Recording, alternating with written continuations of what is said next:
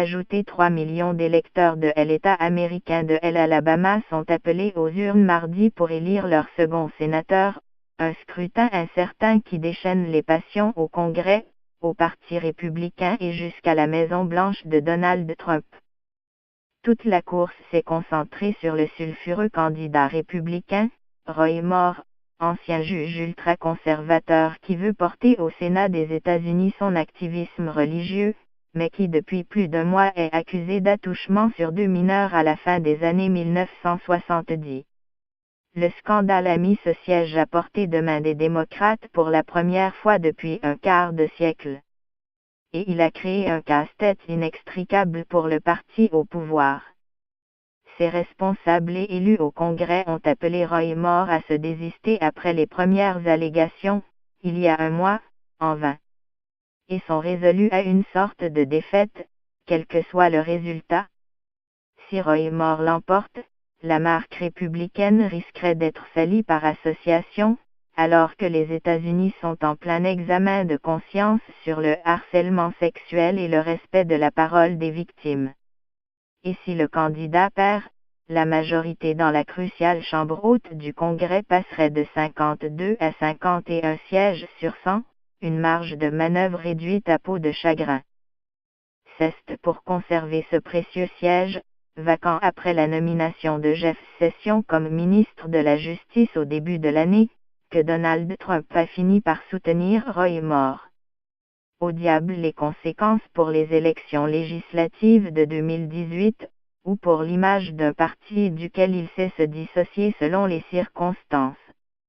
L'ex-conseiller présidentiel Stephen Bannon a jeté son dévolu sur le juge Moore au nom de la lutte contre l'establishment républicain, qui l'accuse de vouloir freiner la révolution trumpiste. Carrefour de l'histoire. La campagne, la première pour un siège du Sénat depuis l'élection de Donald Trump, a été d'une virulence mémorable, dans un État pourtant habitué au scandale. Roy Moore, ostracisé par son propre parti, a emprunté le manuel trumpiste en qualifiant de fake news les allégations des femmes, un slogan repris avec gourmandise par ses partisans. Et par-dessus son discours traditionnel hostile à l'avortement, aux homosexuels et aux transgenres, il a repris les grands thèmes présidentiels de l'immigration clandestine et de la défense, se présentant en partenaire fiable du dirigeant. Nous n'allons pas laisser des gens venus d'ailleurs, ou de l'argent californien, contrôler l'issue de cette élection, a-t-il clamé lundi lors de sa dernière réunion. Son épouse, Kayla, a défendu son honneur et rejeté les accusations de racisme, de sexisme et d'antisémitisme, soulignant par exemple, notre avocat est un juif. Les démocrates ont investi considérablement dans la bataille.